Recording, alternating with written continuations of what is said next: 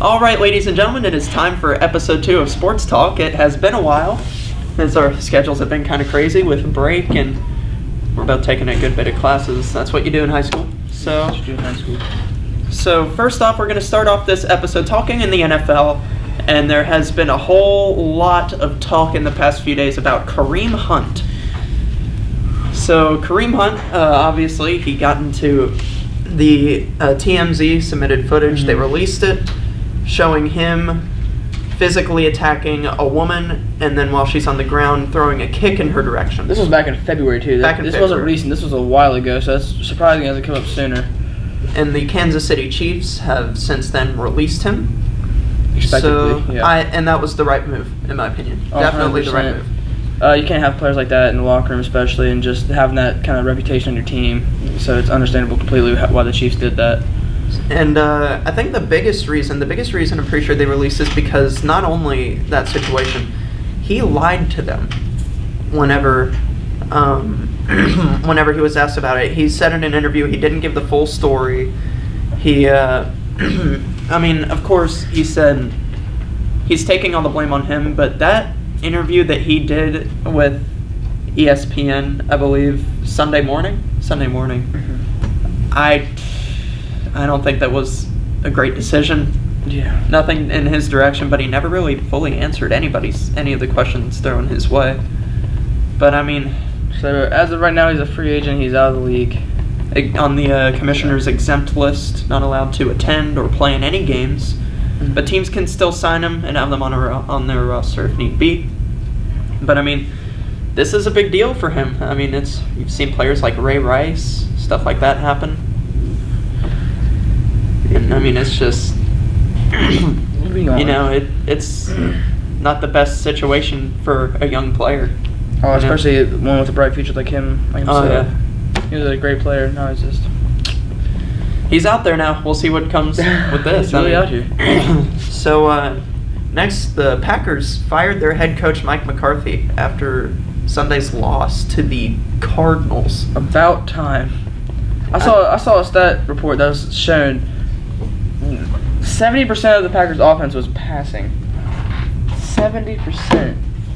No run game. That is insane. How? I mean, they just really haven't had any great running games in the past years. Like, as long as I've been a fan of the NFL and, like, followed up with teams like the Titans and stuff like that, ever since they have, other than Eddie Lacy, they have never had a prime running back. And Eddie Lacy was nothing close to elite, so they just got to find that running game to help Aaron Rodgers out.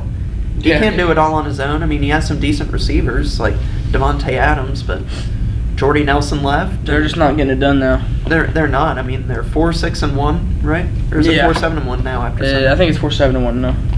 And it is time. I mean, sometimes coaches can be good for a while, but sometimes it's just time to move on. I saw a post too that said the Browns were looking to hiring Mike McCarthy. That's a terrible idea. They're doing good now. The chemistry is great right now. They don't. Yeah. That's terrible. Why would they do that? I don't know. Anyway. But speaking of some more controversy within the NFL, not only is it controversy, it's the Titans. It is the Titans. But I'm actually not shocked about this. If you follow up with the Titans, if you know much about the Titans, you probably know who Taylor Lewan is. He's personally my favorite player from the Titans, the left tackle. But there was a video clip of him released after Sunday because the reffing crew for Titans versus Jets was Jerome Boger. And the Titans have struggled with that reffing crew. They are like 1-9, or 2-9 with after Sunday, because the Titans ended up having to make a major second half comeback. And Taylor Lewan really did not appreciate some of the refs' calls made toward him and some of the offensive linemen. Not at all. He made that clear. The two offensive tackles for the Titans, Jack Conklin and Taylor Lewan, had 4 total penalties. And Taylor Lewan just thought they were bad calls, and in this video clip, you'll see how he handled that after the game. You tried to ruin it. You don't calls all day.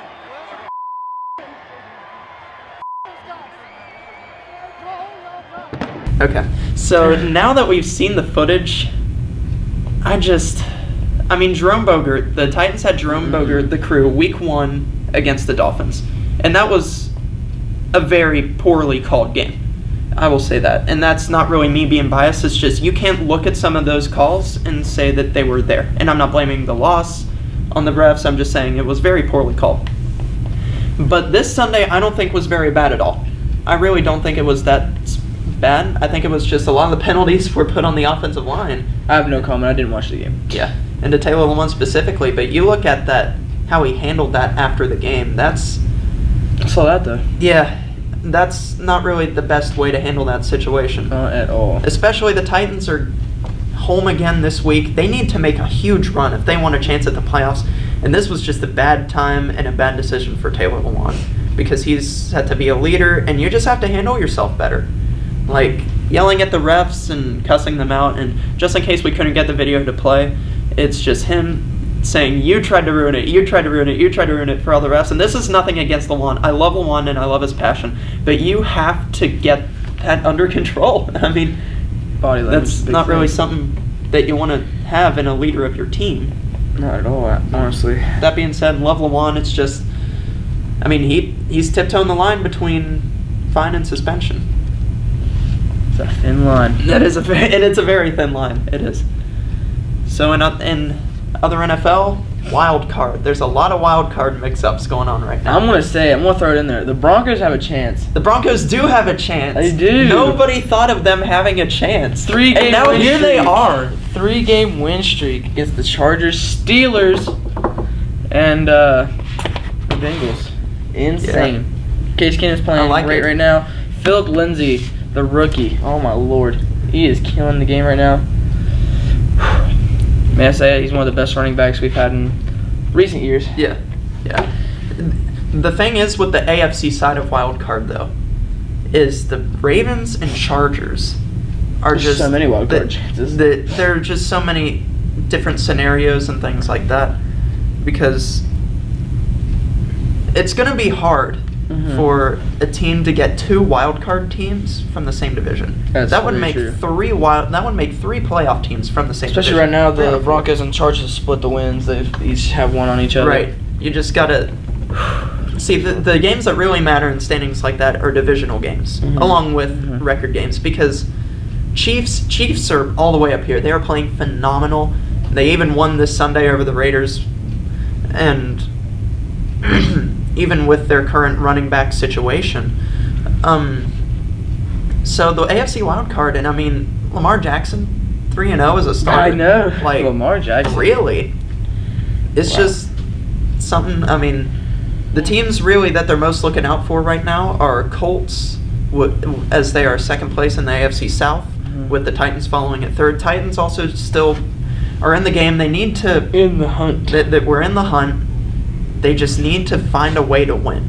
They just... they're just... It's when they're hot, they're extremely hot, and when they're cold, they are terrible. And you really never know which side...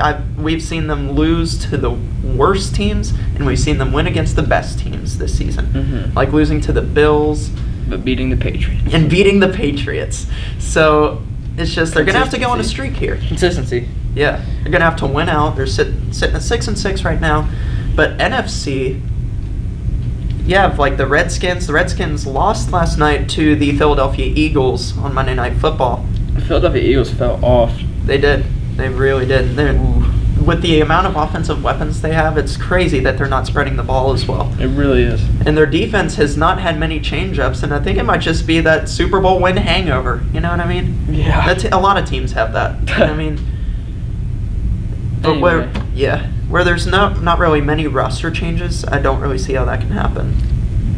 But I don't know. And then you have Colt McCoy suffered a fractured tibia. And so now the Redskins are having to call in their third string, which they signed 2 weeks ago, Mark Sanchez. No. Why? I'm so also happy not having to hear that name in the NFL, and now he's just... The butt fumble. The butt fumble. He actually had the butt recovery last night. I don't know I if you saw my tweet. I saw you tweeted but that. Some other people tweeted who have a lot more followers than me, so it blew up faster than my tweet did. But it happens. So yeah, moving on to NBA. There's not much in NBA. Just one thing that's really crazy right now. The Clippers are leading That's right. The whole NBA this year has just kind of been turned upside down. I know. It's kind of crazy. The Clippers are winning the West. They remind me of the 03-04 Pistons, like with Ben Wallace and Rasheed and They're playing Chauncey. really well right now. They are. There's not much drama going on in the NBA right now, so not much to talk Right. about there. So we're going to go straight into college football as it is. The bowls have been set. The playoffs have been set. Alabama versus Oklahoma. Notre Dame versus Clemson. I like it. Oof. I like it. I don't know. Heisman race, I don't know. The Alabama guy got hurt. Jalen Hurts stepped up with the major comeback. Dwayne Haskins is still in there. Most of the Heisman lists have already been put in. They're put in before the Michigan game, Ohio State Michigan game. So, I mean, I feel like just from what I've seen from like Kyler Murray has been playing phenomenal. yeah. Like he's just making some crazy throws. But His stats are great. to be fair, cannot wait to see what he does against Alabama because Alabama's got That's a legit right. defense. Big 12 defense is known to not be the greatest. They Right. average like each time it's a high scoring game each time. Yeah. Every game. That WVU versus Oklahoma game, Dear Lord. final week, it was just you scored a touchdown and then waited for the other team to score a touchdown and Pretty then you much. try to score another touchdown. I mean, Very it was little just defense. Big 12 defense is very iffy. But we'll see how Kyler Murray fares against a legit defense. Ohio State takes on Washington. Oh, some other big names. Georgia takes on Where did UCF land? UCF plays. I can't remember.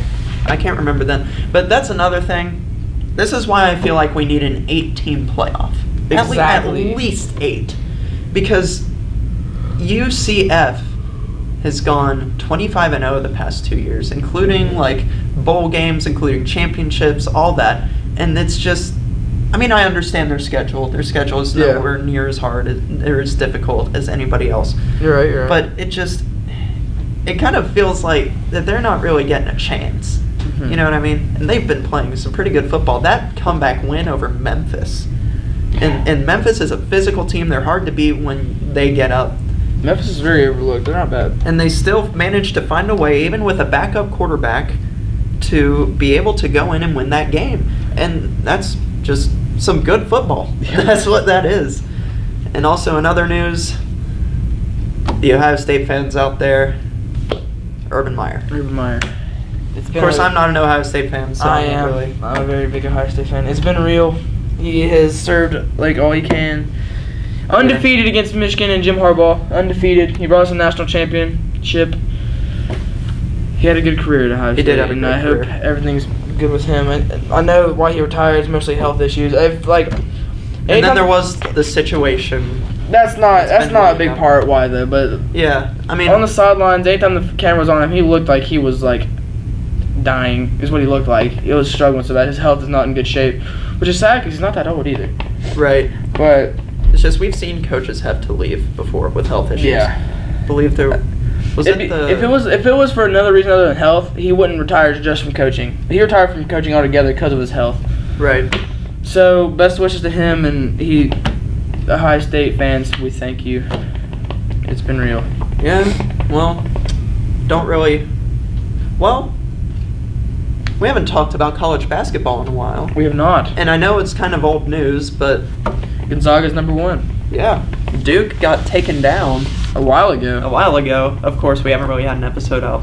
Sorry, this is old news, but figured talk a little bit about college basketball. But that was a fun game. That was a very fun West game. Virginia is like falling off.